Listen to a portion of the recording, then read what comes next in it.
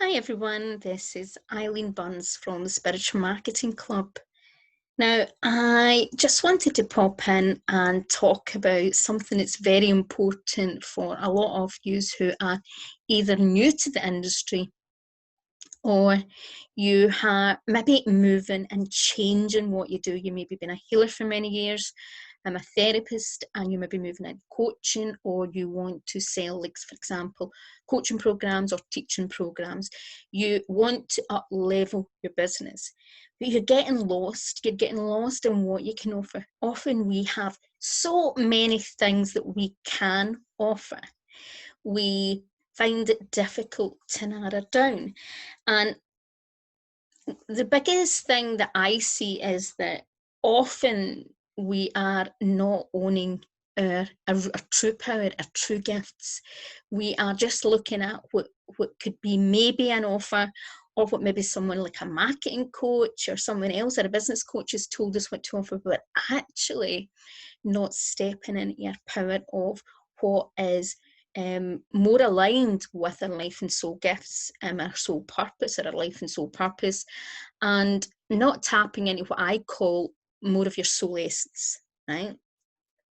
Because business gets it gets so much easier when you are really doing what you love to do. Okay, so I'm going to give you some examples.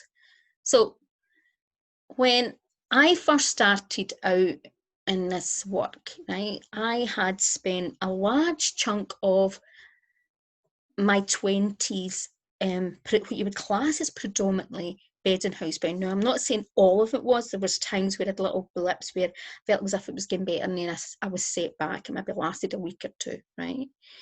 And there was other times where I remember there was one period where I did manage to get to college, but what, I carry on just to get into the building, to walk into the building. And I actually had to spend 2 days in bed before and after to do this course, right? And I ended up having to do, and it was an aromatherapy course, one of them, and it took me 3 years to do it because I ended up so ill, right? Now, it was crazy, but I just wanted to have a purpose, right? But one of the things that happened to me along that journey was that one of it was sheer determination, because I had this, even though there was a fear that I was never going to have some sort of quality of life or get some, a certain amount of my health back, there was this strong drive to move forward. And I had so much passion for so many things holistic, okay? And there were certain people that triggered that sort of passion and helped me move forward.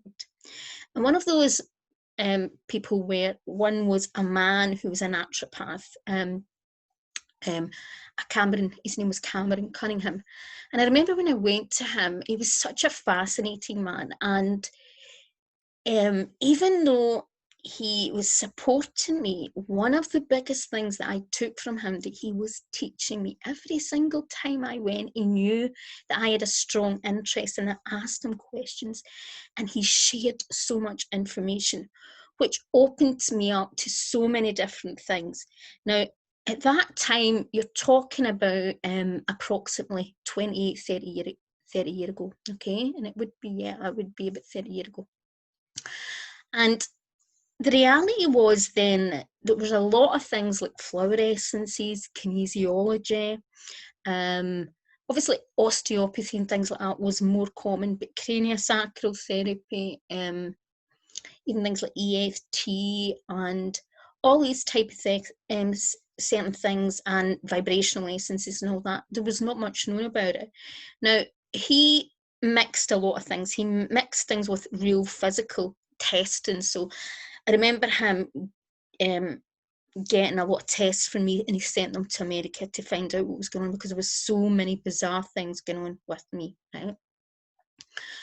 But he also looked at the emotional, and it was interesting. I remember him pinpointing something that I couldn't believe, and it was really, when I look back at it, was an element of kinesiology and other things.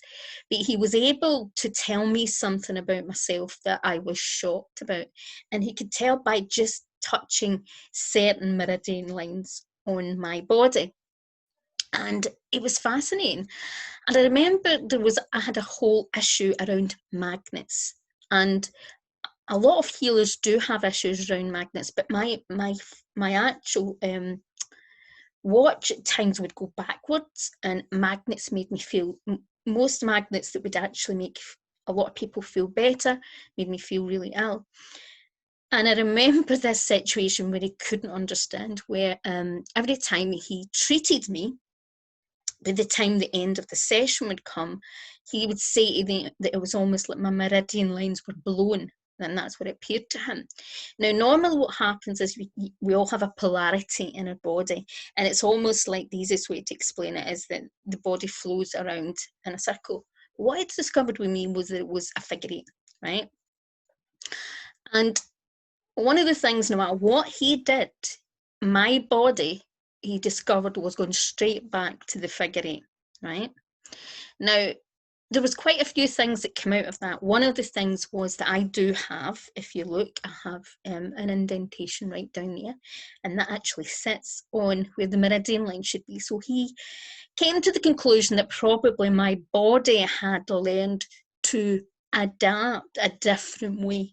And if you look at if you think about people who've Asperger's, autism, and so many different disabilities, sometimes the body finds a way to survive, and it might not be the way that other people function, but it makes us function. And that was some of the things that I discovered. But the key with this man was he was a fascinating teacher. So other than a healer, he was an empowerer, and he shared his knowledge very freely. Okay. Now, he was just one of many people that had a huge impact in my life, right? But he helped me look at my own conditions, not just from the physical, but mentally, emotionally, and spiritually. Okay. And he helped me explore so many different avenues that I wouldn't have considered up to that point. And what happened there was that, other than I had already been someone that had been into a lot of self-help, I'd started going down the route of Reiki and meditation. I just trained in Reiki and first level Reiki, and I was starting to meditation, and I was, and then you would at least wait a year before you done your next levels and things. But at that point, even though I was still quite ill, and I ended up having several relapses, right? And it wasn't due to him, it was various reasons. And part of it was actually the medical profession trying to make me do things I wasn't fit to do, but that's another story. One of the things that happened in my journey was that my knowledge, I had a lot of knowledge that most people didn't have. So I had to go on, just to function, a gluten-free, a dairy-free, a sugar-free diet. I had to do lots of things. I had, each day I would meditate, do guided visualizations, do all sorts of things that most people couldn't imagine, just because I was so ill and I was so desperate to have some sort of normality in my life that I was quite disciplined. And I gathered a lot of knowledge, right? Because I didn't have a family. I wasn't able to go out. I wasn't able to do many things. And yes, there was times where I couldn't mentally function. At one point, I couldn't count. And there was a lot of times where I couldn't even remember my own sisters' names. And these were all challenges. But I managed to get through that. So when I started my business, the reality was, no matter if I liked it or not, I had extreme physical limitations on what I could do physically. But at that time, I had so much knowledge, and even a lot of the courses that I did, they always said to me, my goodness, Eileen, for somebody that's not done maybe training, I said, you've got so much knowledge and insight. But that was because I was coming from personal experience and having a strong interest, right? So even though when I started my business, I didn't just go, I didn't just use the college courses. I always felt I had to do more and more and more, which is a very unhealthy habit. Sometimes in the holistic industry and the spiritual industry, there is part of it. Of course, we have to do the work on ourselves, and that is about not just doing training to get certificates. We should be allocating just as much time to work on ourselves to move forward. But particularly, sometimes the spiritual industry is not as much, but the holistic industry and even colleges are very much geared about getting people to do all these different courses, and sometimes just dip in the courses, not actually become an expert in each area, right? The difference for me was I started and I had a strong interest in self-help and stress management. It was actually something that I had knowledge about before I even got sick, right? So it was an avenue I went down. I studied a lot about meditation. I studied different types of meditation.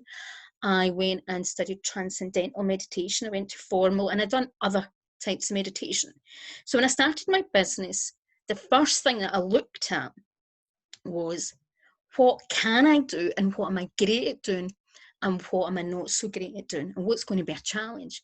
So what I done was I created, first of all, a big part of my business around other things I wanted to do. I created a holistic health information portal and a health directory. I could create websites. I had a natural knack for marketing, and what I mean is visuals, being able to create brands. I understood the importance of advertising, so that's where I started, right? And I sell a lot of mostly physical products, but some online products, okay? So you're talking about 20 years ago when most people weren't doing that. So I know it's hard for people to imagine, but websites 20 years ago, very few people had websites. And if you had a website, it was all coding.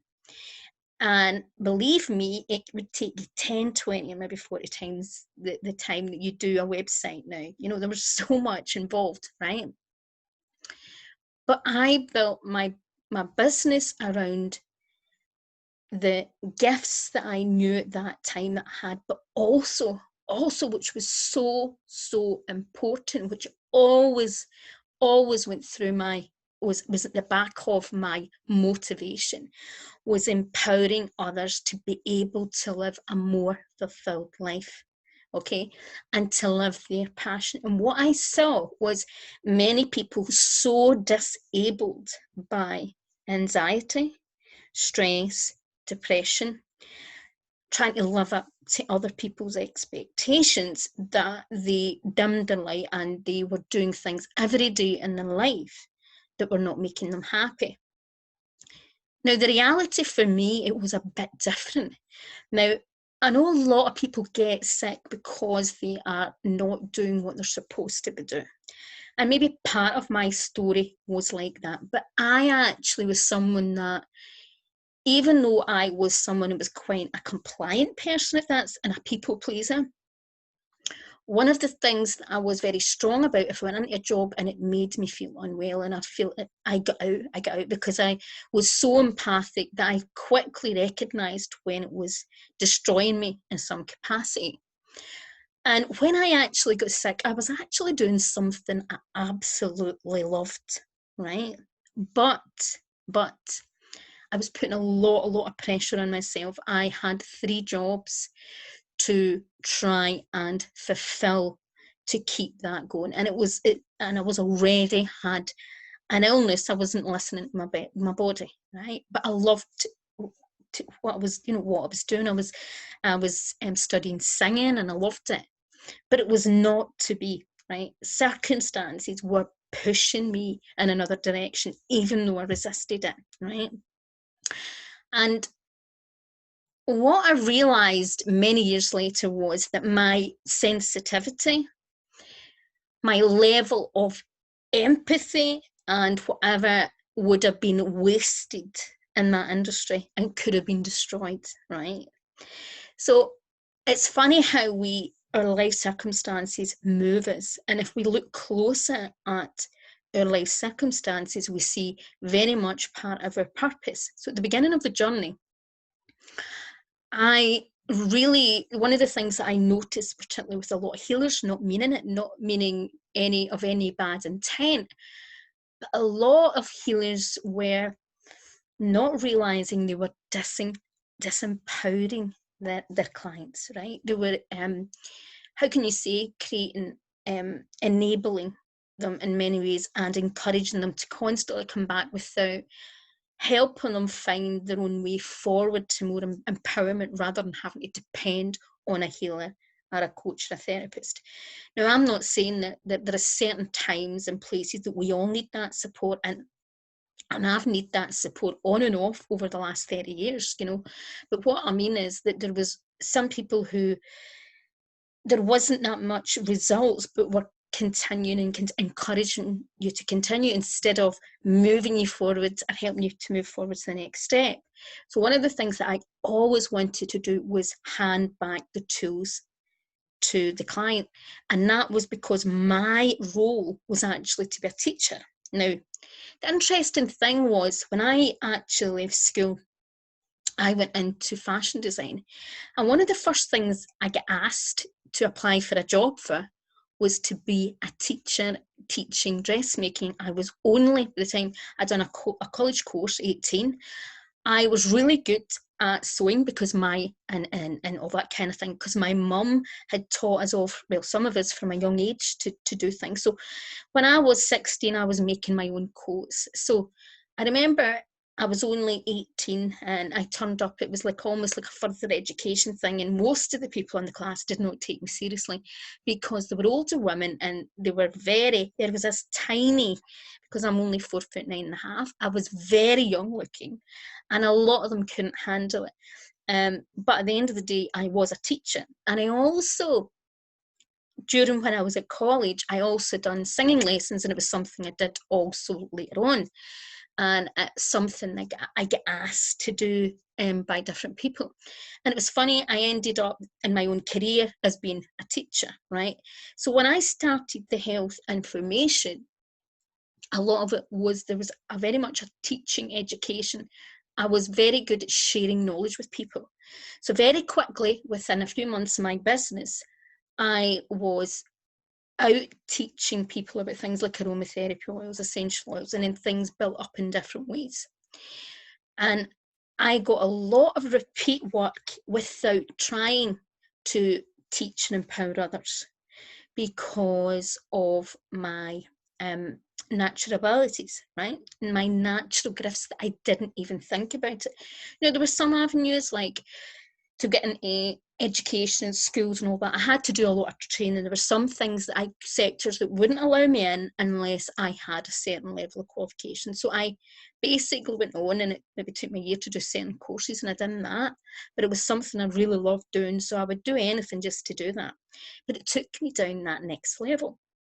So the key here, what I'm trying to tell you here, is that you have, if you start where you've got the greatest skills, right, at the moment right now, okay, and if you can start where you really feel that the main thread is in your story so far, right, and you show up and you do that in a great way, things move forward.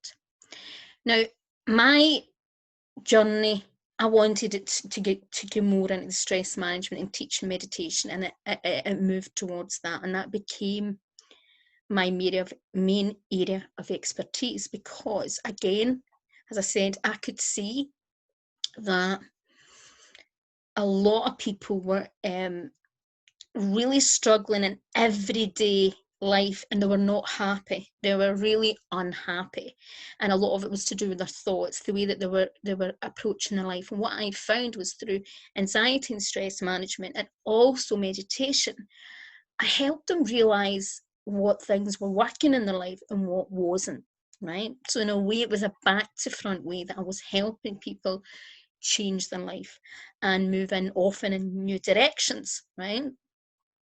Now, it was interesting because sometimes we find ourselves going down a path and it's synchronicity, right? And it's taking us down and down that path. Now, when I was younger, other than being a teacher, I was the type of friend who would get my friends to list all their goals, give them a folder, and when they were stuck for college to go to or a job or whatever, I would sit with them and help question them and get them to really, really identify what was their real goals and their gifts. And it's funny because then through my business, one of the skills that I had that most therapists didn't was I was a bit of a techie, right? Didn't start off that way, but it became that. So people would come for help with their website, and then in relation to that, because when I was creating their website, I realised that some of their marketing wasn't that good and it was really poor looking, so we would get into a discussion. And then that would bring me down into really helping them see their business in a different way. So again, I was taking another step to help people live more of their purpose. So I'm going to ask you right now, when you think about a lot of the training that you've done, you may have interests in it and you find it interesting, but it wasn't what you really wanted to do. Because I know when I look back, there was some things that I really wanted to do, but because of my disabilities and because of my circumstances, I couldn't get doing that course. So what happened was then I went down all these other avenues. And then what happened is this big, long list of skills. And as I talk about a lot, it was not these quick, fast couple of day courses I did. So I dedicated to so many hours doing these courses, and these big, long lists of courses and training. Was I an expert in these areas? No, I certainly wasn't. And if we look at, what does an expert really mean? Well, there's one view that an expert is something that you spend about 10,000 hours in. So what can I say now, 30 years along? I'm probably a bit of a marketing expert, okay, because I've studied so much in marketing, and easily 10,000 hours. I'm definitely, stress management is the same, studied it and worked in that, and that falls in the meditation, category as well. So what I want you to think about is, even though a lot of you won't be at that 10,000 hours. It starts somewhere, and it starts with a strong pillar. And a lot of the things that I talk about, so in the new membership program, I have the 5 pillars of spiritual business success, and each pillar has to be strong. And you always want to start in your business with your strongest skill and your strongest gift. But do not mistake that from just your modality, because this is where a lot of coaches and healers, particularly therapists and healers, kind of get this wrong. They're so focused on the modality and the title that the modality is delivered on, that they hang on to that title. And often the title doesn't always describe someone, and it's not exactly where I'm not saying it's not a strength. Of course, it's another skill that you have, but a lot of people get so merged into that identity that that's what they define themselves, and they do not realize that their gift is something else. So if I only had saw myself as say for example, a Reiki master or a meditation teacher, I may not have, obviously the meditation teacher made me realize I was more a teacher, right? But if it's stuck to just Reiki, okay, and I hadn't all the things that happened to me, and maybe I've never found out that my skill was the teaching. Obviously, I went on to be a Reiki master and a Reiki teacher and a different type of teacher in many modalities, but often our path starts taking us down. So sometimes it's about finding out what your life and soul purpose is on this part of the journey, right? My job is mostly about trying to get people, stop them going down lots of different avenues that are not their purpose.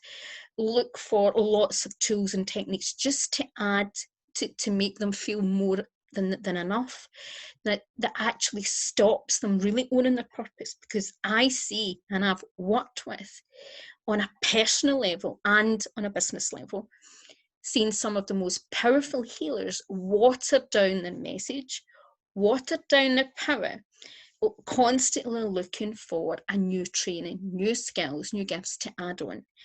And guess what? It's because they are fearful about standing up and owning the power they already have. Some of them are really afraid of their gifts. And, it can be a mixture of things. Some people are just frightened of rejection, so they keep looking for something else. And it all comes down, most people have this level of lack of enough. They think they need more tools, right? So they're not looking actually at the strengths. And you have to be able to see where you're at, of course, right? And obviously, if you want to be a certain type of coach, you need a certain amount of skills, right? That's reality, no matter what we look at it. When we see society now, people just add coach to the end of the name. You have to actually have coaching skills, and that's not something that just comes along. People think that, but it doesn't. It's not something. I've met very few people that have had natural coaching skills, right? But the reality is, when you accept and accept, own, and start really, really appreciating where you are right now, where you've been, and the gifts that God has given you, things start to shift. But I can guarantee you, most of you that are watching this are actually so focused on what you think everyone else's gifts are, okay, or so focused on being at that next step, okay, you're not fully owning or even mastering the gifts that you have right now. Now, there were certain skills that I did master, and I would say what I mean is I had no choice in a way to master. And then there was other skills that, yeah, and they were the things that I kind of threw out. I ended up not doing. I remember one was Indian head massage. I was great at the theory because I knew so much about kind of Ayurvedic medicine and things like that. I was crap at Indian head massage. Now, other people didn't think I was crap, but compared to my other skills, I wasn't that good. I wasn't that good. And in fact, I think I got, maybe wrong, but I think that was one of the medallions that I got. Can't remember, you get above, like I got an award for it. But in reality, compared to my other gifts, I was much stronger. So remember, focus on the gifts that you've got right now, right? And remember that owning your purpose and your life purpose is getting under the layers, right? And it's getting to another layer and getting to another layer and getting into another layer, right? And it's about seeing the deeper strands behind your story, okay? So I kind of done a course this week, and it was just it's a short course, and it was something that I had signed up for it, and then when I read most of it, I thought, I know this, right? But there was something I was a wee bit curious that there was an extra kind of bonus thing was run over a week, right? So first of all, when I bought the first part of the course, I thought, I'm really disappointed. There is nothing in this that is not anything I know or the way it's done. But I decided to join in some of the week's course. I couldn't do it because of my work and whatever commitments. But it was interesting because some of it really helped me, how could you say, get more confidence in my own gifts, confidence in my purpose, and reinforce all the things that I already teach. But it also helped me rewind back and see why I went down certain roads, and then what started taking me off the wrong road, and aspects of my journey where I was not fully owning me, right? So even when I've just recently been opening, so I opened the Spiritual Marketing Club membership again, and the influx wasn't as positive as what I thought it was going to be. And I realised something. I hadn't been doing videos, right? And I have reasons why I don't do videos just in public. There is valid reasons, and one of them is that I've had quite a lot of experiences where I have, unfortunately for me, I have rare medical conditions, which means I wear a partial plate. But I have rare medical conditions that means that I break plates. And in the current COVID situation, it's not exactly great because I can't get my plates replaced. And let's say I have went through a lot of plates, right? And I have a plate at the moment that has a bit of a crack in it, right? And I had quite a few, I think it was about 3 experiences, and one really not good, where my plates fell out on Facebook, on a main Facebook page, right? So this is something that's happened to me not just once, but about 3 times. And I don't do a lot of Facebook Live, so I do have a valid reason, right? But I realised that most people who do not know me don't really know me, and they may see maybe parts of my story, but they don't know all. And obviously no one wants to hear your whole story. They're only going to want to know things that are really relevant, or will trigger or mean something to their audience, right? So I realized that there were so many aspects of my story, but that would be so, I don't mean just important, but it's such a common thing. And the thing is not being enough, right? That's one of the biggest things that, so as human beings, it's not just healers and coaches, every human being on some sort of level behaves on some level because they don't think they're enough, okay? And a few things happened to me this week, quite interesting. So I'll tell you something that happened and how it really brought me back to a time in my life. And it was a big kind of, another, I suppose, eye opener, something I knew, but it shifted something. And it was an old school friend had added me to a Facebook group of like a school thing, right? An old school thing. And really strangely, the next day, I found this message in not your main inbox where people, ask to be your friend or anything, but this, it's like a spam box. And this message from someone that was at school with me, and the first message said, there was no other connection.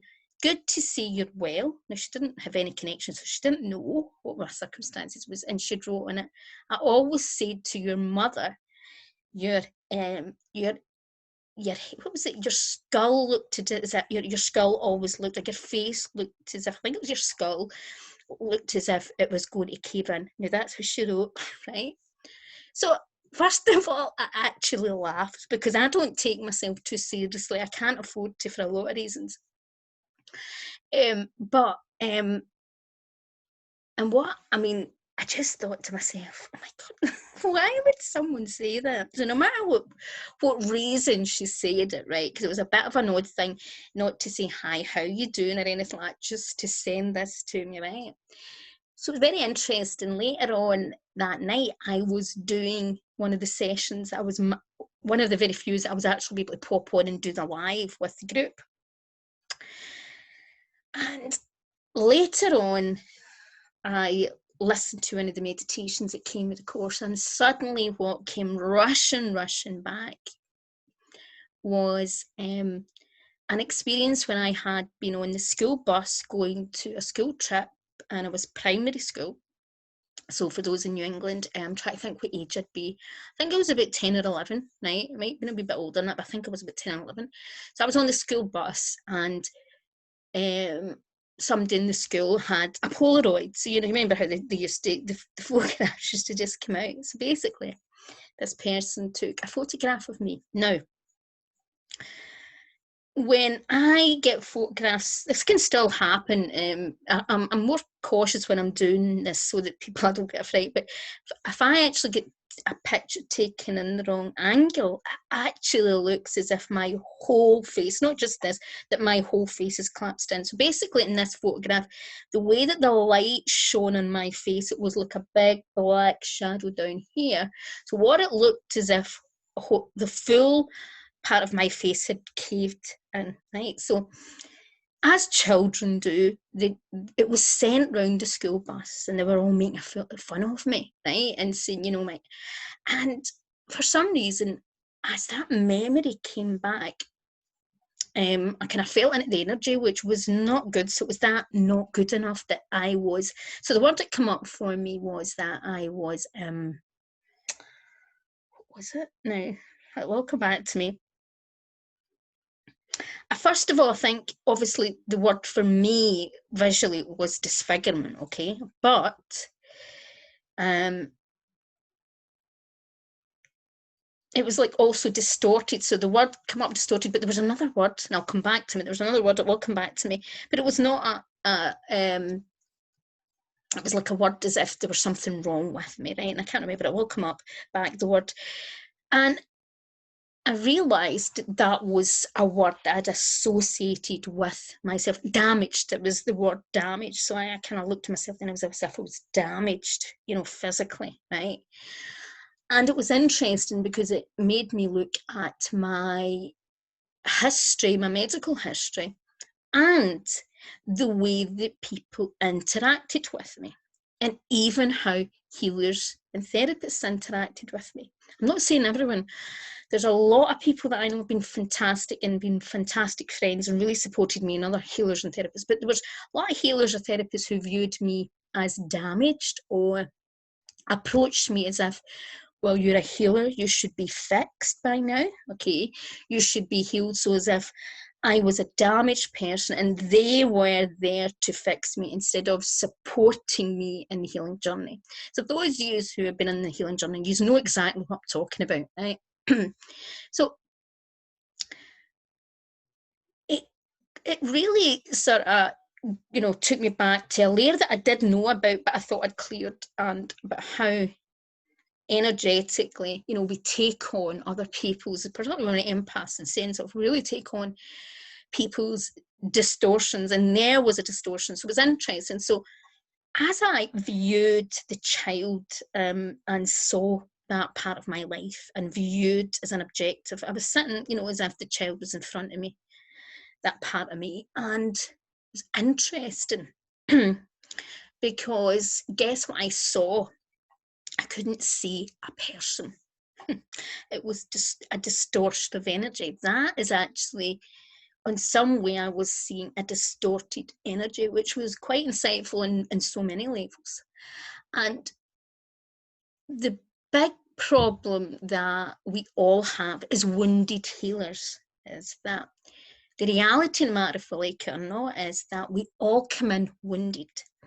Some of our wounds get very much cleared and healed on this path, but we all have still other wounds. Most of us never reach perfection.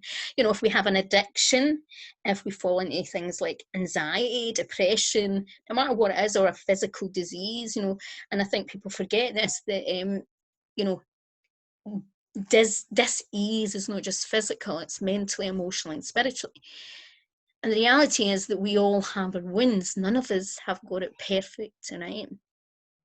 But when we know what areas of our life we've managed to move forward with strength, and one of the things that a lot of people always thought that I should go down was help people more on a physical, and I did start out that way. I did do a lot of physical with certain people's with physical stuff, and I do have a lot of knowledge in that area. But I knew that it wasn't, and I never felt, how could you say, equipped. I couldn't authentically help people completely with their health because I wasn't physically completely cured. But what I could help people was be completely, be as really strong mentally as possible. Because that was something that I'm not saying nobody ever, I suppose, completely masters that, but that was something that no matter what challenges come along the way, and how many times I ended up with something else, and I survived life-threatening sepsis, I survived, would you call it, threatened eye loss. I also, I'm coming out the other end of having 5 or 6 years where I had seizures, being exposed to just a certain level of noise that was above voice level, right? And not being able to go out without having no control over my body. What mentally got me through that? What mentally got me getting up every day and still being quite happy and content? It was my mental resilience. So what is yours? What's your story? And what do you know without a doubt is one of your strongest strengths? That is, part of your greatest power. But one of the things that I do see is, a lot of people then, they underestimate of the power, and they underestimate the gifts they have, and they're too busy trying to be where they trying to be, how can you say it? It's what I always say is they're trying to run before they can walk, right? And in this industry, when you're working with people's mental, emotional, spiritual well-being, obviously safety comes first, and people want to have confidence. So they want to know where you've been and where you've came for, right? And how you, what level. So it's knowing what audience that fits to. Now, the audience that I support now would definitely, of course, not been most of the audience that I served 30 years ago or 20 years ago, right? Because there are some clients that do come to me that students that learn therapies that, yeah, some of that work I was doing many years ago, but I don't, most of the work that I'm doing is not working with, for example, one-to-one clients that are only in basic level, because that's not where I am, that's not where my work is. So you've got to know where you are in your journey. And you need to start owning your superpowers and recognize that no one can take your story away. No one can take your lessons away, and no one can ever take the most powerful gifts that you already have, right? So it's like, no matter what new modality comes out, right? No matter what new technique comes out and advances mentally, emotionally, spiritually, there's some gifts that I will always have, just like you will have, right? There's aspects of my story that no one can take from me. And these are the things that you start with, right? And every single one of you watching this will have, yes, so many aspects of the story. And you know, a lot of people just tell people to go with the most obvious. So most coaches were very superficial when we'd say, oh, you should be treating people that's, because one of my diagnoses was years ago was ME. Now, I had ME and then it discovered it looks as if it was late stage Lyme. I knew I was mercury poisoned as well, and I had this other rare medical condition. But they were looking at the most obvious rather than at my full story. My story wasn't just about ME, it was having all these things, all these complications. My story was about having been, and maybe in some ways I don't see myself a warrior, but a warrior, and being able to overcome and always have a purpose despite having a lot of disabilities, a lot of things I couldn't do that normal people could do. I could still create purpose in my life. Even the last 5-6 years that I've been housebound, I can't do a lot of things. I'm doing a lot better. There's a lot of things that I can't do in the house, even with the COVID, I can't do for myself. I can still be of purpose. I can still live my passion. And that is my part of my gift to you. Okay. So, you know, look at your life so far and look at your biggest strengths, and that's where you start unlocking a lot of your your gifts. And if this is something that you need more help with, sign up for the free trial, the 14-day trial of the the membership. At the moment we're calling it the Manifest Soul Clients. I'm still not sure if that's the right name, but